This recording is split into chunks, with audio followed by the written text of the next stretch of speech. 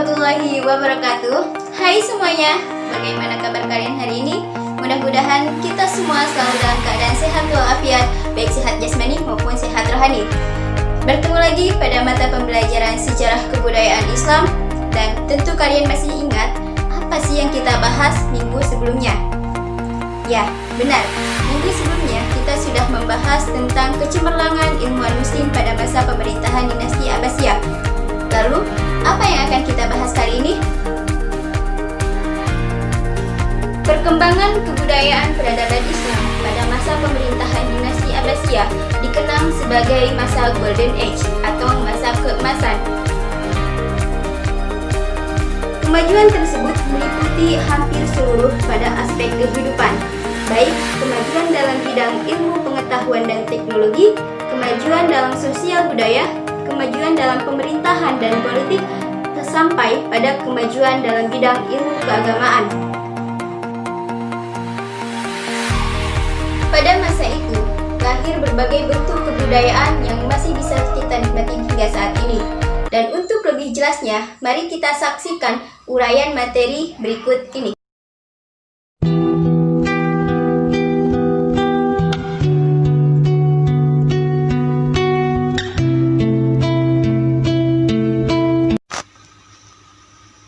Baiklah, materi yang pertama yang akan kita bahas kali ini adalah tentang kemajuan administrasi, pemerintah, militer, dan kebijakan politik dinasti Abbasiyah.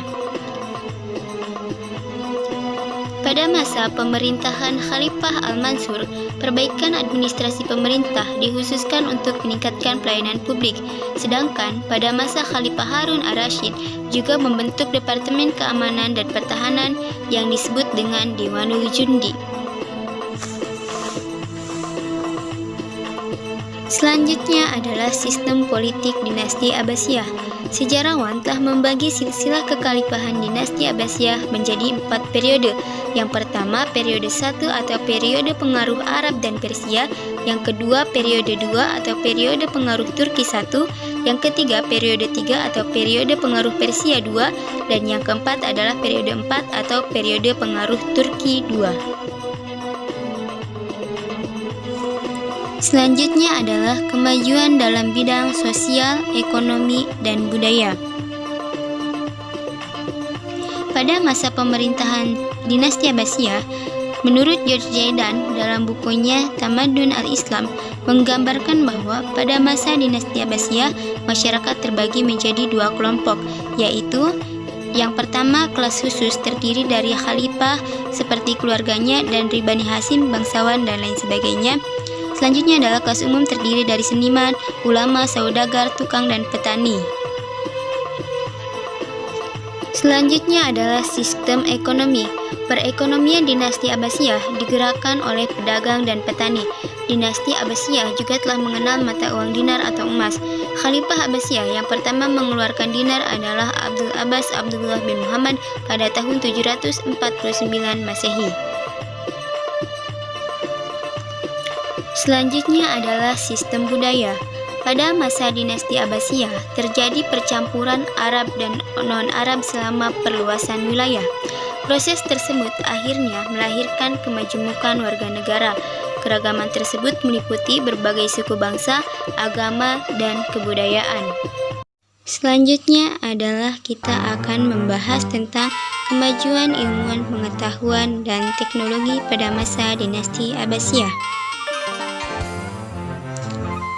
Kebijakan pemerintah yang mendukung kegiatan keilmuan dan penelitian melahirkan berbagai kemajuan pengetahuan sebagai berikut. Yang pertama adalah ilmu filsafat. Ilmu filsafat bisa diartikan sebagai pengetahuan dengan akal budi tentang segala yang ada dan segala sesuatu yang membahas secara mendalam dan mendasar. Adapun tokoh-tokoh ilmuwan filsafat dinasti Abbasiyah diantaranya adalah ada Al-Farabi, yang kedua Ibnu Rushd, yang ketiga adalah Ibnu Bajjah, dan yang keempat adalah Ibnu Tufail. Selanjutnya adalah ilmu kedokteran. Ilmu kedokteran mendapat banyak perhatian besar dan kedudukan terhormat pada masa dinasti Abbasiyah. Adapun tokohnya diantaranya adalah Ar-Razi, Ibnu Sina, dan Attab. Selanjutnya adalah ilmu astronomi. Dalam Islam, ilmu astronomi disebut dengan ilmu falak. Tokohnya ialah Ali bin Isa al-Usturlabi. Dan ada juga ilmu matematika. Di antara ahli matematika ialah Al-Khwarizmi. Materi pembelajaran sejarah kebudayaan Islam tentang masa keemasan dinasti Abbasiyah telah berakhir, dan untuk itu marilah kita tutup pembelajaran kali ini dengan membaca doa kafaratul majlis bersama-sama. Bismillahirrahmanirrahim. Subhanaka Allahumma bihamdika asyhadu an la ilaha illa anta astaghfiruka wa atubu ilaik. Mudah-mudahan pembelajaran kali ini bermanfaat.